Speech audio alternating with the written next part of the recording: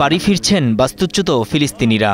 বাড়ি বলতে এখন যে আর কিছুই নেই তাও তারা জানেন, কিন্তু তবুও তো নিজের ভিটেমাটি, যেখানে জড়িয়ে আছে শত সহস্র স্মৃতি, সেই ধ্বংসস্তূপের কাছেই ফিরতে পারবেন ভেবে দারুণ উচ্ছ্বসিত তারা। শুক্রবার কার্যকর হয়েছে যুদ্ধবিরতি। তখন থেকেই আশ্রয় শিবিরগুলোতে থাকা মানুষজন প্রস্তুতি নিতে থাকেন বাড়ি ফেরার, বিশেষ করে উত্তর গাজা থেকে দক্ষিণে গিয়ে যারা ঠাঁই নিয়েছিলেন সেই ফিলিস্তিনিরা। জানুয়ারির যুদ্ধবিরতিতে বাড়ি গিয়ে দেখেছিলাম ইসরায়েলি বোমা হামলায় একাংশ ভেঙে পড়েছে। এবার নিশ্চয়ই বাকিটুকুও নেই, তবু ওই ধ্বংসস্তূপেই ফিরতে চাই, আমার নিজের জায়গায় ফিরতে চাই। নেই তেমন কোনো যানবাহন, অল্প সংখ্যক ঘোড়ার গাড়ি যা আছে তা পাওয়াও দুষ্কর, তাই হেঁটেই পাড়ি দিতে হচ্ছে দীর্ঘ পথ।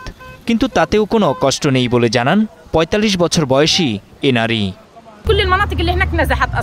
গাড়ি তো নেই, এক দুটো ঘোড়ার গাড়ি যা পাওয়া গেছে তাতে করে জিনিসপত্র নেব, আমরা হেঁটেই যাব, এটা কোনো সমস্যাই না, হেঁটে গাজার যে কোনো জায়গায় যেতে পারবো।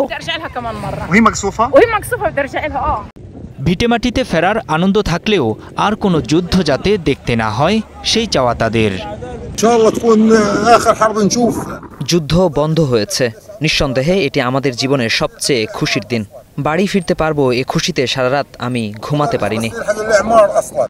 ইসরায়েল সব ধ্বংস করে ফেলায় কিভাবে চলবে জীবন, এখন সে চিন্তায়ও দিশেহারা ফিলিস্তিনিরা।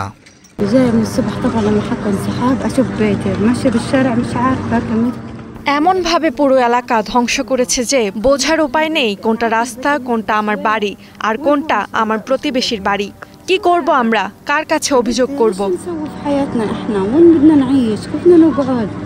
ভিটেমাটি কিংবা ধ্বংসস্তূপ সেগুলো হয়তো একসময় গড়ে উঠবে, কিন্তু যে মানুষগুলোকে হত্যা করেছে দখলদার ইসরায়েল, তাদের আর ফিরে পাবেন না স্বজনরা, থাকবে কেবল তাদের স্মৃতি।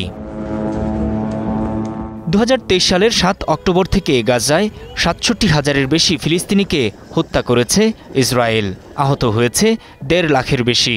সবশেষ মার্কিন প্রেসিডেন্ট ডোনাল্ড ট্রাম্পের শান্তি প্রস্তাবের মাধ্যমে ১০ অক্টোবর কার্যকর হয় যুদ্ধবিরতি, কিন্তু তারপরও এখনও গাজায় পুরোপুরি হামলা বন্ধ করেনি ইসরায়েল।